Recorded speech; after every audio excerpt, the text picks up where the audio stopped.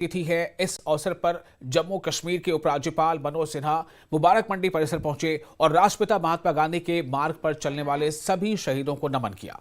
उन्होंने कहा कि सत्य, अहिंसा और प्रेम के सिद्धांत न सिर्फ हमारे देश के लिए बल्कि पूरी दुनिया के लिए मार्गदर्शक हैं।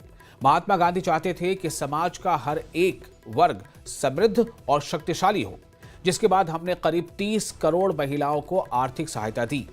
महिला सशक्तिकरण के लिए 30 करोड़ जनधन खाते बैंकों में खोले। साथ ही देश की बेटियां भी गोल्ड मेडल देश के नाम कर रही हैं। पूज्य बापू की पुण्यतिथि पर सबसे पहले मैं उन्हें श्रद्धांजलि अर्पित करता हूं तथा शीश झुकाकर उन्हें नमन करता हूं। स्वतंत्रता संग्राम में गांधी जी के मार्ग पर चलने वाले उन सभी महान विभूतियों के त्याग तथा बलिदान को